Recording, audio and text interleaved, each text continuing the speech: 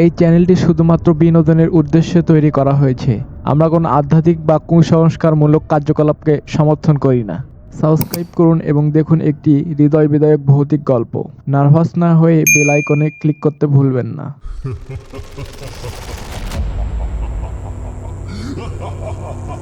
একটি ছোট্ট গ্রাম। গ্রামটি ছিল অনেক সুন্দর এবং গ্রামের মানুষগুলো ছিল অনেক সহজ সরল। গ্রামের সবাই সুখে শান্তিতে বসবাস করত, কিন্তু গ্রামের এক প্রান্তে ছিল পুরনো কবরস্থান, যেখানে বছরের পর বছর কেউ পা রাখেনি।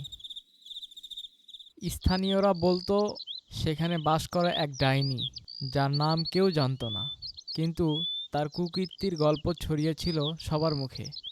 যখন চাঁদ কালো মেঘে ঢাকা পড়ত, তখন শোনা যেত ডাইনির কান্না এবং হাসির আওয়াজ। যারা ওই কবরস্থানে যেত তারা আর কখনো স্বাভাবিক জীবনে ফিরতে পারেনি। তারা হয় পাগল হয়ে যেত, নয়তো অদৃশ্য হয়ে যেত। অমিত ছিল সাহসী এবং কুসংস্কারে বিশ্বাস করত না। বন্ধুরা তাকে চ্যালেঞ্জ করলো কবরস্থানে এক রাত কাটানোর। এই অন্ধবিশ্বাস ভাঙানো দরকার। সে বন্ধুদের বলল, ঠিক আছে, আজকে আমি কবরস্থানে যাব। অমিত সেই রাতে কবরস্থানের দিকে রওনা দিল। জঙ্গলের ভেতর দিয়ে অমিত সামনে এগোতে থাকলো। রাতে জঙ্গল ছিল নিস্তব্ধ। অমিত ভয় পেল, তবুও সে সামনে এগিয়ে গেল। তারপর অমিত কবরস্থানের গেট দিয়ে ভিতরে ঢুকলো। অমিত ভয়ে ভয়ে সামনে এগোতে থাকলো। হঠাৎ করে একটি গাছের নিচ থেকে কান্নার শব্দ ভেসে এলো। শব্দটি যেন কানের ভেতরে সুয়ের মতো বিচ্ছিল। তার সাহস টলমল করতে শুরু করলো, কিন্তু সে এগিয়ে গেল। গাছের নিচে এক বৃদ্ধা দাঁড়িয়ে আছে। তার চোখে কোনো মণি ছিল না, শুধু ফ্যাকাশে সাদা ও দেখতে ছিল ভয়ঙ্কর। সে কান্না বন্ধ করলো। বৃদ্ধা বলল, তুমি কি আমাকে দেখতে এসেছো? বৃদ্ধার গলায় এমন এক শীতলতা ছিল যা শুনে অমিতের শরীর ঠান্ডা হয়ে গেল। অমিত জিজ্ঞেস করলো, তুমি কে আর কেনই বা এখানে আছো? বৃদ্ধা হেসে বলল,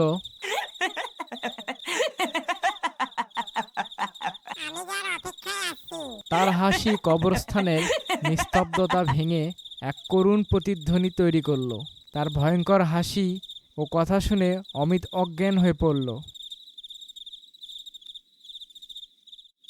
পরদিন সকালে অমিতের বন্ধুরা কবরস্থানে অমিতকে খুঁজতে গেল।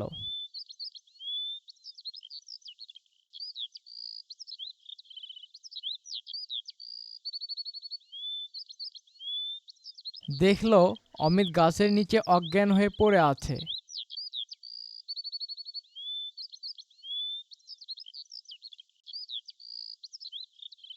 অমিতের বন্ধুরা তাকে ডাক দেয়।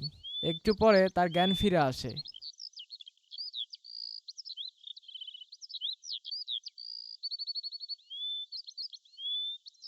এরপরে তার বন্ধুরা তাকে নিয়ে সেখান থেকে চলে যায়।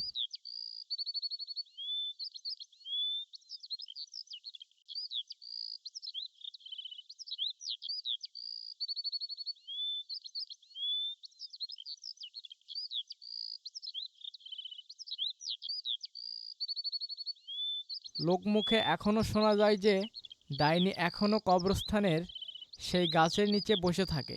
নতুন ভ্রমণকারীদের সে ডাকে, আর ডাইনি তাদের জন্য অপেক্ষা করে। আপনি কি সাহস করবেন সেই কবরস্থানে পা রাখতে?